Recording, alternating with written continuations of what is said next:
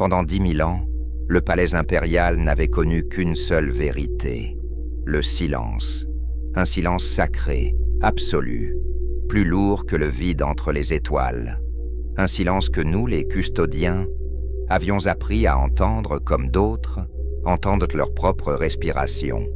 Je m'appelle Malkian Varex, capitaine de l'Adeptus Custodes. J'étais là lorsque le silence est mort. Le Trône d'Or n'est pas une machine. C'est une prison faite de technologies antiques, de foi fanatique et de sacrifices quotidiens. Chaque jour, des milliers de psycheurs y étaient consumés pour maintenir une chose qui ne devait jamais s'éveiller. Pas encore, peut-être jamais. Et pourtant, ce jour-là, quelque chose a changé. Ce ne fut pas un bruit, pas une alarme, pas une défaillance mécanique que les prêtres de Mars auraient pu consigner dans leur parchemin binaire. Ce fut une pression, une sensation écrasante, comme si la réalité elle-même retenait son souffle. Je me tenais à mon poste, hallebarde plantée dans le sol d'obsidienne noire, immobile comme je l'avais été pendant des siècles. Autour de moi, mes frères custodiens formaient un cercle parfait, statues vivantes d'or et de discipline. Les sœurs du silence étaient présentes, leur visage dissimulé, leur absence psychique étouffant le warp dans toute la salle. Les prêtres techniciens murmuraient leur litanie, leurs membres mécaniques cliquetant doucement. Puis, le sol vibra, à peine perceptible, mais je le sentis immédiatement. Les prêtres parlèrent de fluctuations énergétiques mineures. Les sœurs ne réagirent pas. Nous si. Le Trône d'Or ne bouge jamais. Il endure. La seconde vibration fut plus forte. L'air devint dense, chargé d'électricité invisible. Les lumières se sacrées vacillèrent. Les encensoirs s'éteignirent un à un. Et alors, la lumière apparut. Elle ne venait ni des torches, ni des circuits, ni des reliques. Elle venait de lui, du corps desséché, brisé, figé depuis 10 millénaires sur le trône. Une lueur dorée, faible d'abord, presque timide, puis dévorante. Les prêtres hurlèrent. Certains tombèrent à genoux, d'autres s'effondrèrent comme des marionnettes au fil coupé. Leurs esprits n'avaient pas été brûlés, ils avaient été effacés. Les sœurs du silence convulsèrent. Leur don, capable de réduire au silence les démons eux-mêmes, se fissura sous une force bien plus ancienne. Je sentis ma propre conscience vaciller, comme si une montagne s'abattait sur mon esprit.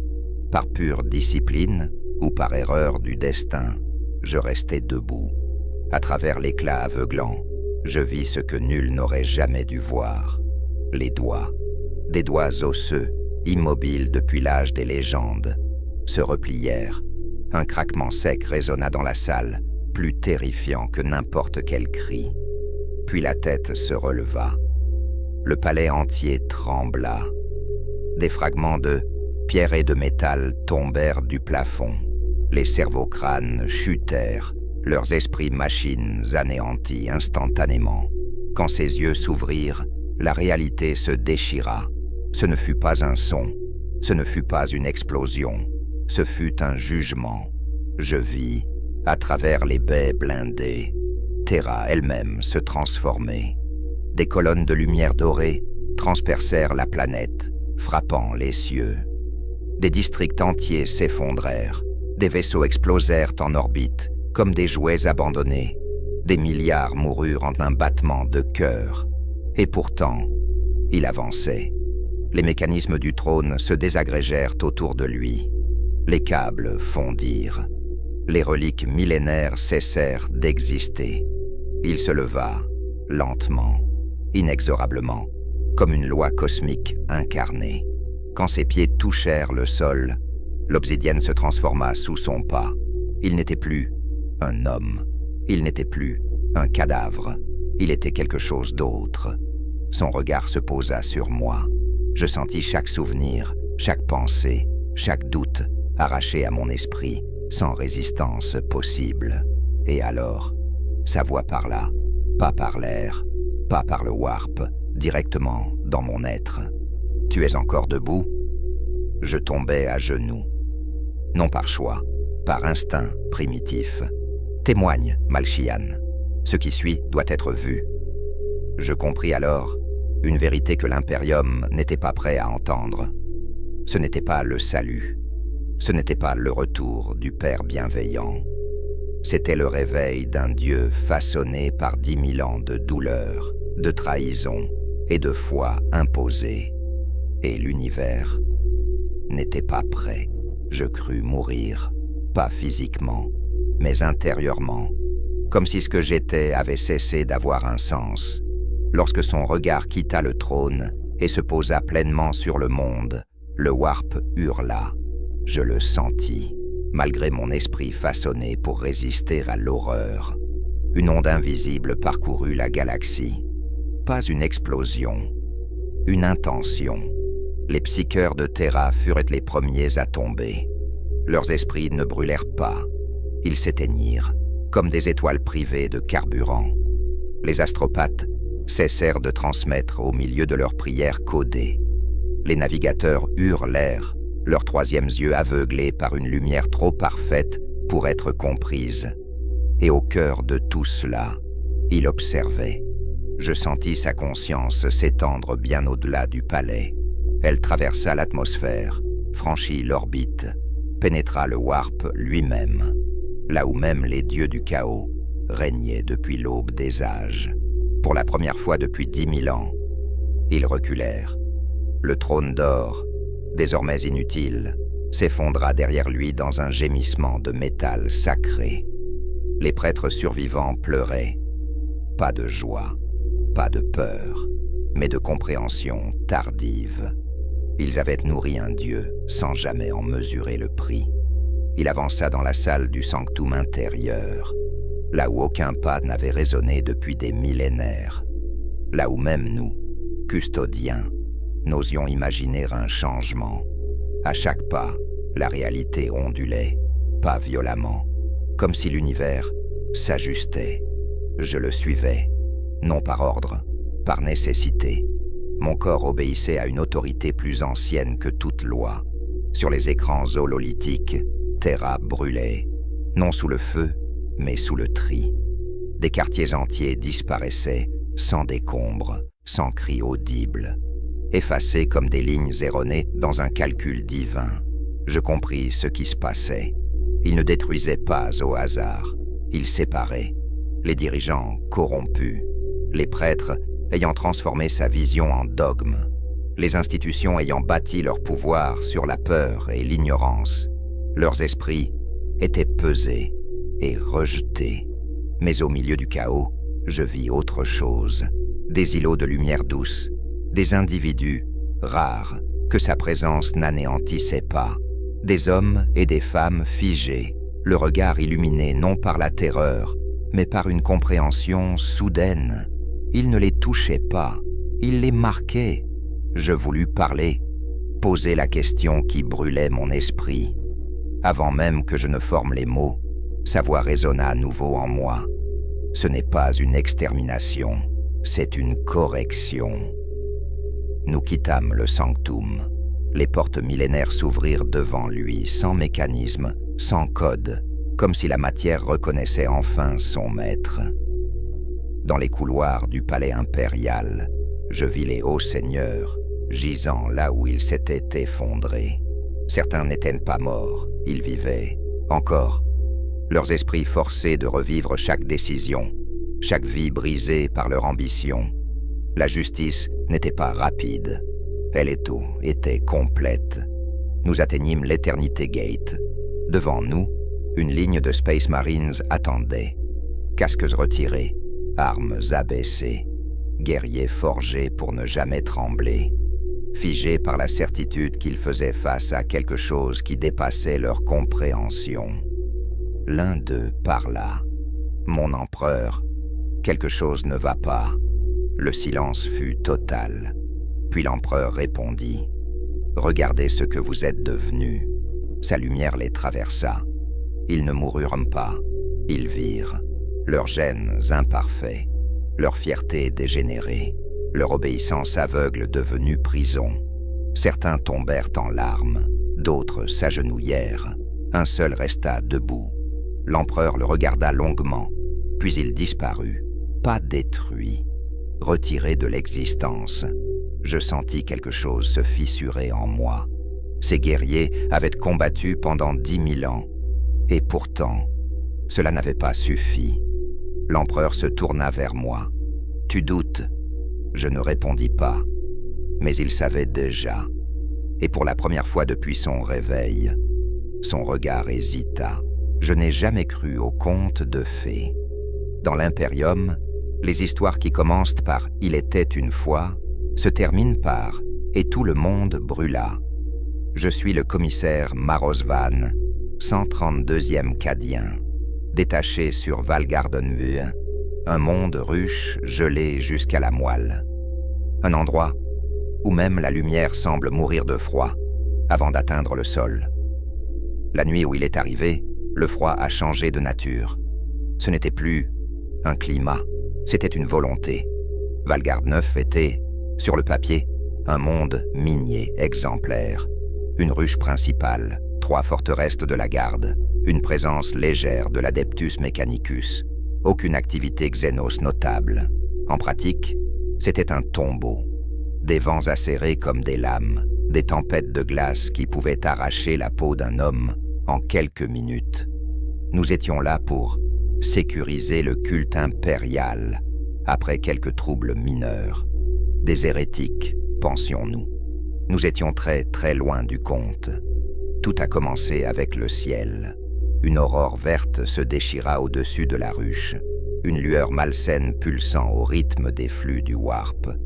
Les astropathes se mirent à hurler dans leur cage de stase, les psychers sanctionnés, convulsèrent, la glace craqua jusqu'aux fondations. « Tempête warp ?» demanda le colonel Draeg.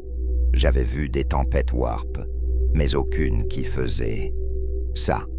Au zénith de la tempête, une sphère de glace noire apparut, comme un astre mort, suspendu au-dessus de nous. Des éclairs d'énergie bleutée serpentaient à sa surface, frappant les tours de la ruche, gelant instantanément les gargouilles de pierre. Puis, la boule de glace tomba. Elle transperça les couches supérieures de la ruche comme un météore silencieux, sans explosion, sans choc sonore, juste un impact de silence absolu. Les sirènes se mirent à hurler. Les vox crachèrent des ordres contradictoires. Tous les régiments en alerte. Zone d'impact, secteur cardinal oméga. Rapport de températures impossibles, mon commissaire, dit un opérateur. Ça descend en dessous des seuils connus, même pour ce monde. Je sentis quelque chose se refermer autour de mon cœur. Pas la peur, une intuition. Quelque chose de mauvais venait de naître sous nos pieds. Nous descendîmes. Escouade de choc, prêtres de guerre, augrins en manteaux de fourrure gelée. Les ascenseurs hurlaient sous la pression du froid. Plus nous approchions du niveau d'impact, plus la buée sortant de nos bouches se transformait en petits éclats de glace. Le secteur Oméga était un district industriel à moitié abandonné, rempli de chaînes de production arrêtées, de statues de l'empereur couvertes de givre. Nous tournâmes dans une avenue principale, et nous la vîmes.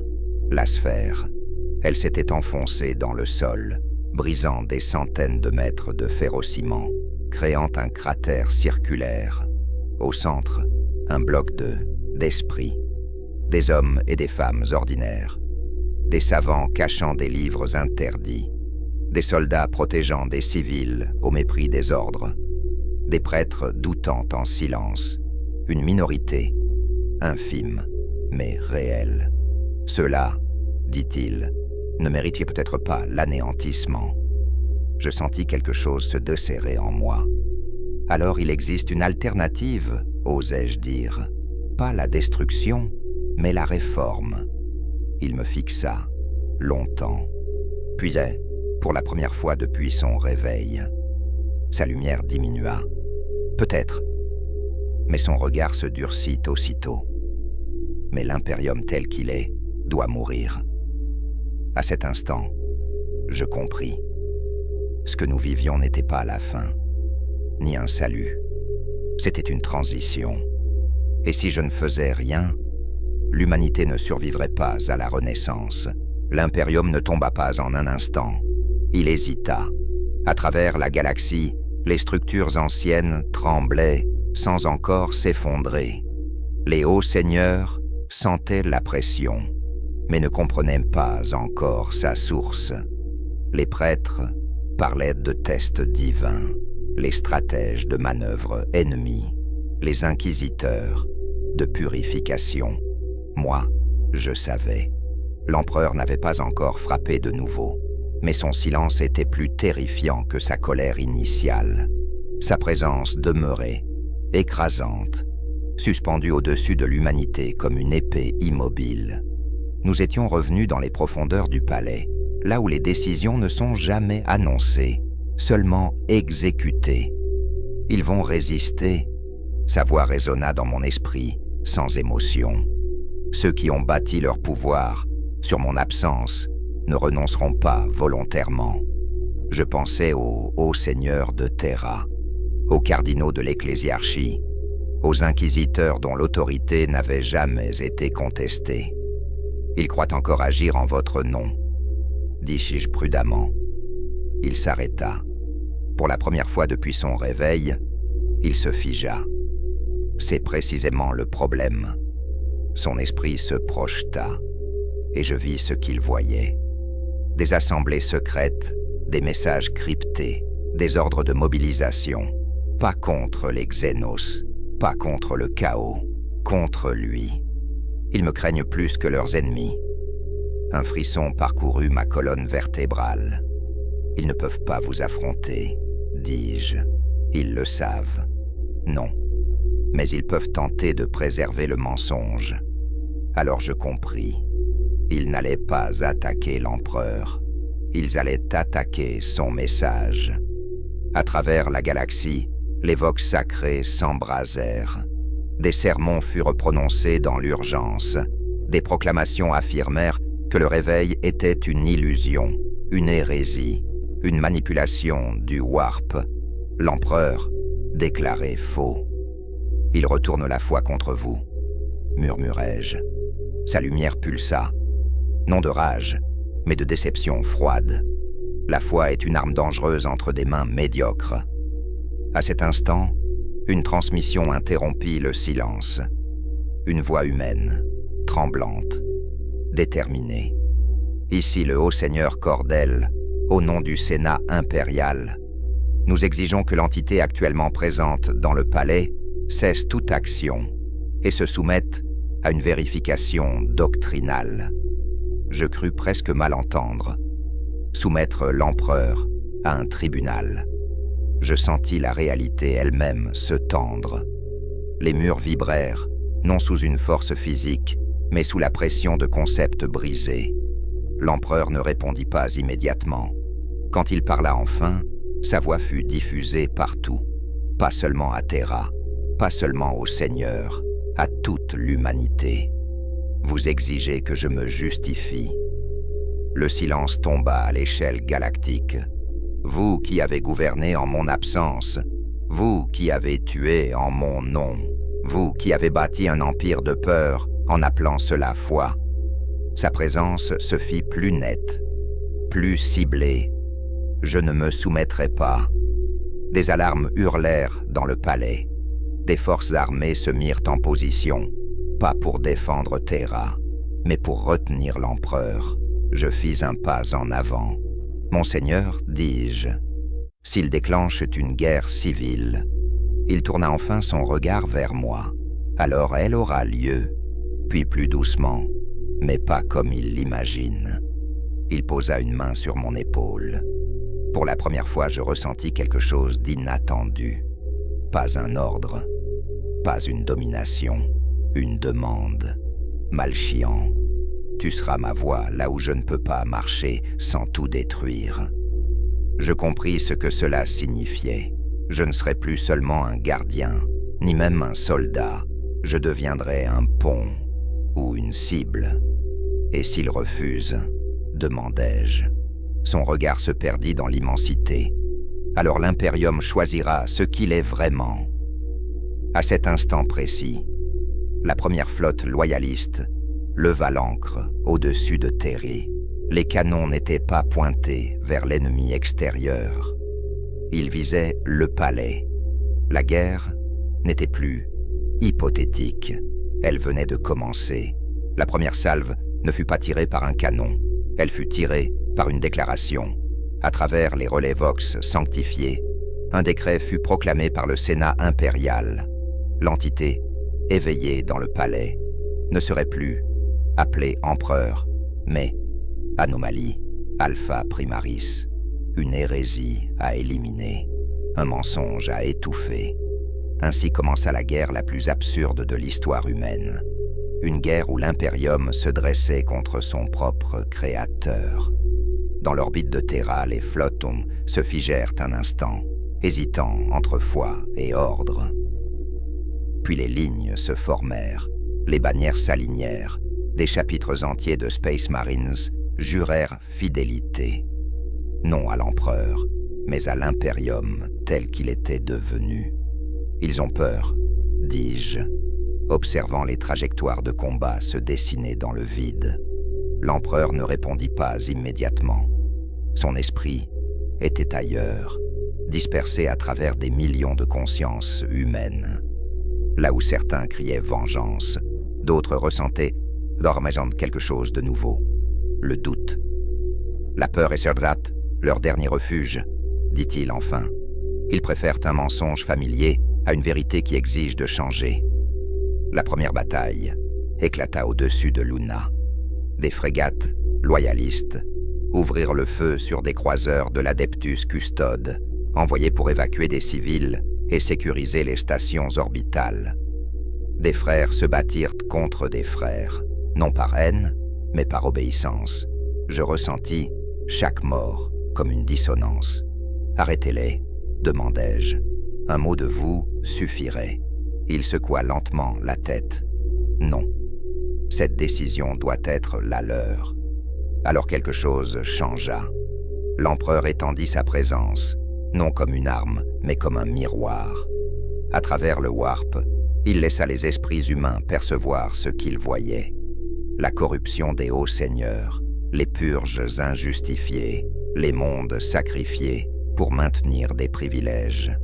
Des capitaines hésitèrent, des équipages refusèrent d'obéir, des Vox restèrent silencieux, mais ailleurs, la foi aveugle brûlait plus fort.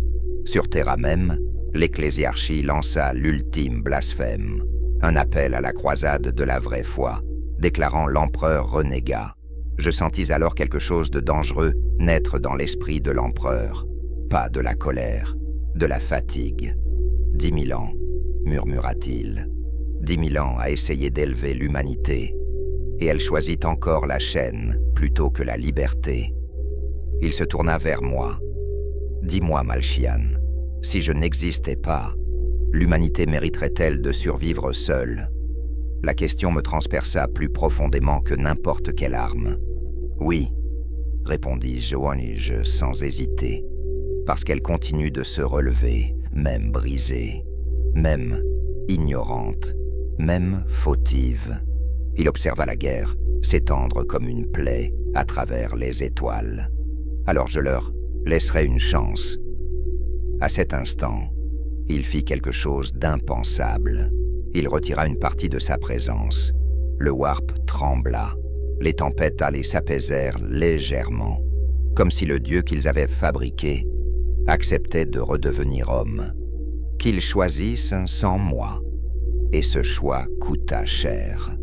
Privées de son ombre écrasante, les forces impériales s'entre-déchirèrent avec une violence nouvelle. Des mondes proclamèrent leur indépendance. Des chapitres Space Marines se scindèrent. L'Inquisition lança des exterminatus, sans autorité claire. L'Imperium brûlait, mais dans ses cendres, quelque chose d'autre naissait. Des alliances impossibles, des mondes refusant la guerre, des humains choisissant de penser, pour la première fois depuis des millénaires. Je compris alors. Ce n'était pas la fin de l'Imperium, c'était la fin de son mensonge fondateur et le commencement de quelque chose de bien plus dangereux, la responsabilité. Le silence qui suivit le retrait de l'empereur fut plus terrifiant que sa colère.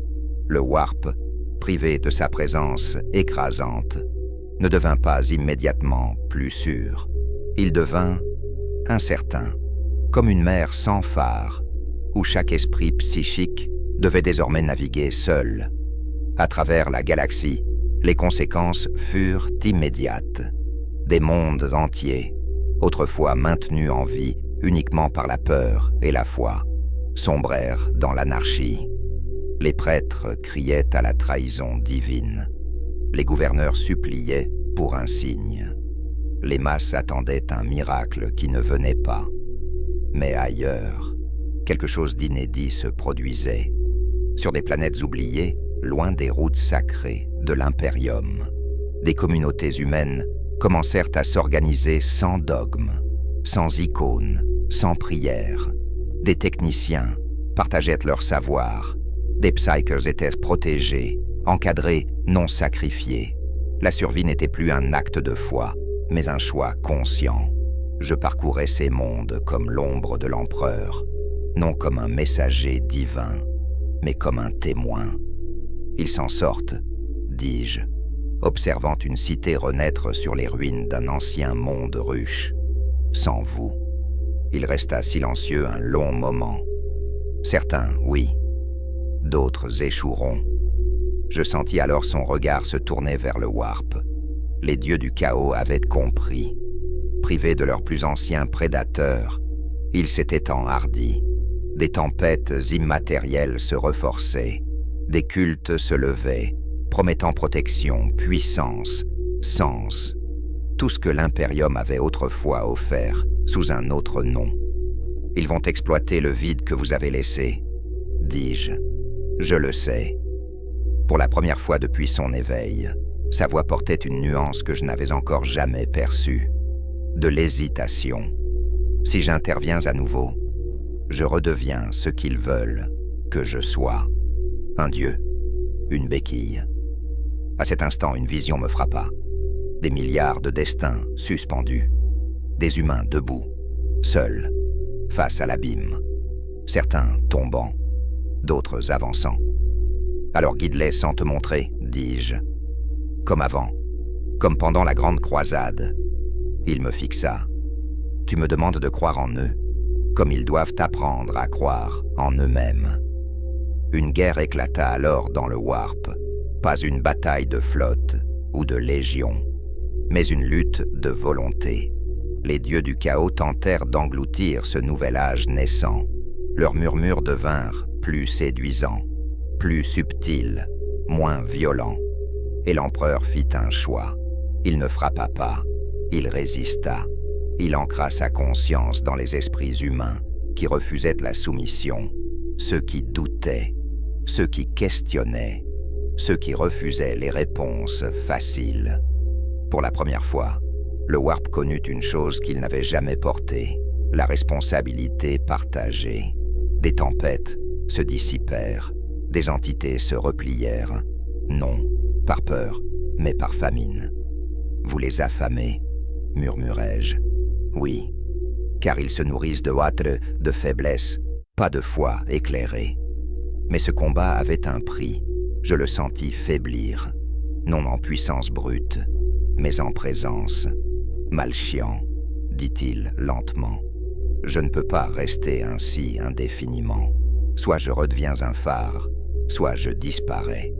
La vérité me frappa comme un coup de marteau. Si vous partez, l'humanité sera seule. Je compris alors que ce chapitre n'était pas celui de la guerre, c'était celui du choix final, et que le prochain déciderait du sort de toute la galaxie. Je compris alors que ce n'était pas l'Imperium qui était jugé, c'était l'humanité elle-même. Nous nous tenions au bord du réel et de l'irréel, là où le Warp effleure la matière sans encore la dévorer. Autour de nous, La galaxie respirait difficilement, comme un être blessé qui ne sait pas encore s'il va survivre. L'empereur était différent, moins éclatant, moins écrasant, mais plus réel que jamais. Il est temps, Malchian. Sa voix ne dominait plus tout. Elle portait désormais une fatigue ancienne, une lassitude née non de la faiblesse, mais du choix. Si je demeure, l'humanité ne grandira jamais. Si je pars, elle risque de s'éteindre. Je regardais les étoiles. Chacune contenait des milliards de vies, des erreurs, des espoirs.